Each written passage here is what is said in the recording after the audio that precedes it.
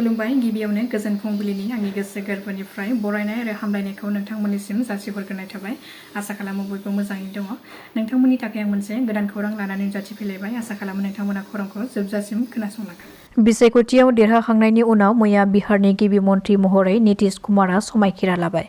जिथि खेबनि थाखाय बिहारनि गिबि मन्थ्रि महरै समायखिराखौ लायो नितीश कुमारआ। मैयानि बे समायखिरा लानाय हाबाफारियाव गाहाय मन्थ्रि नरेन्द्र मदिआबो बाहागो लादों। बे समायखिरा लानाय हाबाफारियाव मैया गोबां रोजा रोजा सुबुंफोराबो बाहागो लानायखौ नुनो मोननाय जादों। गुबुन रायजोआव जिउ खहा जानाय आसामनि बिर जवान तिनिसुकियानि काकपथारनि जयन्त गगৈनि थुख्रा-थुख्रि जानाय गोथै देहाखौ मैया न'सिम लाबोबाय। मख'नो गोनांदि थांनाय बावैसो सान सिगाङाव जयन्त गगৈनि जिउ गैयै देहाखौ उत्तर प्रदेशआव गौरखपुरनि साखाथिनि बास्ति मुंनि जायगायाव पुलिसआ बोखांनो हादोंमोन। सुथि लानानै गावनि न'फारसे फैबाय थानाय समावनो ससेयाव उदखारिफोरनि आखायाव गोग्लैनानै जिउ खहा जानो गोनां जायो जयन्त गगैआ। जयन्त गगैनि न'खरजों लोगोसे गामियावबो बेबादि खास्रि-बिस्रि बुथारनाय जाथायखौ लानानै दायो दुखुनि साया साग्लोबदों। मोसौ सिखावनि हेंथायै हाजो पुलिसआ गोख्रों सिग्रोमनायनि गेजेरजों गासै सिखावै लाबोनाय मा 28 मोसौफोरखौ हमनो हादों। पुलिसआ मिथिहोनाय बादिब्ला बे मोसौ सिखावफोरा खावनाय मोसौफोरखौ बरपेटानिफ्राय मेघालयसिम लांबाय थानाय समावनो बे गोबां मोसौफोरजों लोगोसे साबा मोसौ सिखावफोरखौ खानो हादों आरो गंथाम बलेर' पिकआप गारिखौबो हमनो हाबावदों। हमजानाय सिखावफोरा फारियै बरपेटानि मफिज भुइया, मकु भुइया आरो गुबुन साथामखौ खानो हायो। गसाइगावनि खासपारा मुंनि गामियाव सिनायनो हायै सासे सुबुङा गावखौ फांसे दंफाङाव दौलें लागायनानै जिउ फोजोबना लानाय थासारिनिफ्राय बोखांनो हादों।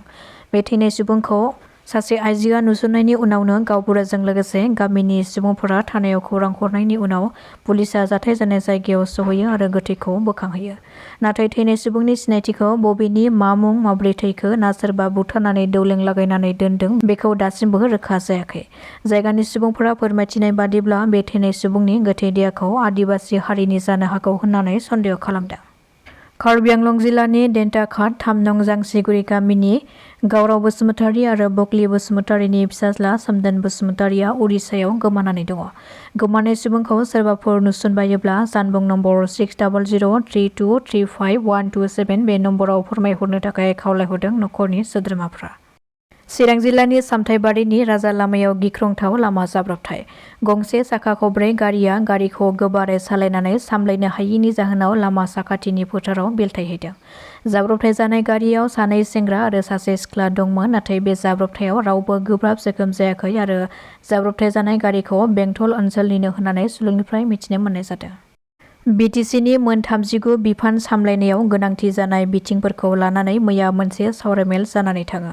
बे सावरायमेलनि गेजेरजों BTCखौ सामलायनायनि सायाव जाखिनि आंखालफोर दङ बेफोरनि सायाव बांसिन गोसो होनानै सावरायनाय जादों आरो बेफोर आंखालफोरखौ सुफुंनानै होनो थाखाय दाबि खालामनानै दिसपुरसिम थांगोन आरो बेनि अनगायैबो हानि पाट्टा होनायनि सायावबो कक्राझार सार्कोल बा सिडली सार्कोल आरो गोबां सार्कोलफोरनि सिङाव बेसेबां खास हा गोग्लैसोनानै दङ आरो बे खास हाखौ बेसेबांसो सुबुंफोरा दिनैनि सानाव आबाद मावनानै जादों बेफोरनि डिटेल्सखौ नायबिजिरनो थाखाय बिथोन होनाय जादों होननानै फोरमायथिदों हाग्रामा महिलारी बिथाङा। बेफोरखौ नायबिजिरनायनि उनाव BTC सोरखारा हानि पाट्टा होनायखौ जागायजेनगोन होननानैबो गावनि बिबुंथिनि गेजेरजों फोरमायथिबावदों हाग्रामा महिलारीया। मिथिनो हाबावनाय बादिब्ला फैगौ 1 डिसेम्बराव सानसेनि हाबाफारिजों BTCनि आयेन आफादनि जथुम्माया जागायगोन। दुलाराय बर' फरायसा आफादनि बानजायनायाव 125थि संबिजिर सोदांनाय बिल 2019 नि बादियै भारत संबिजिरनि आर्टिकेल 280 आरो 6थि फारिलाइखौ सोदांनायनि सायाव मोनसे हादोरारि सेमिनार कनस्टिटिउशन क्लाब अफ इन्डिया गोदान दिल्लीयाव खुंफुंनाय जादों। बे सेमिनाराव सा-सानजा भारतनि मोन 16थि फारिलाइ ओनसोलफोरनि राङारि फुंखा आरो खुंथायारि गोहोखौ गोख्रों खालामनायजों लोगोसे 27 जानुवारि 2020 आव मुंसाइ होनाय बर' गोजोन गोरोबथाखौ गोख्रै मावफुंनायनि सायाव नोजोर होनानै गुवारै सावरायलायो। बे हाबाफारियाव BTRनि बारग' CM प्रमद बर' बिथांजों लोगोसे बारग' EM रन्जित बसुमतारी, एबसुनि आफादगिरि दिपेन बर' आरो गुबुन गुबुन बिबानाव थानाय बिबानगिरिफोरा बाहागो लादों। दासिमनि खौराङा एसेनोसै। नोंथांमोना खौरांखौ नायनानै मोजां मोनदोंब्ला चेनेलखौ साबस्क्राइब खालामनानै लानो हागोन। गोजोन्थों।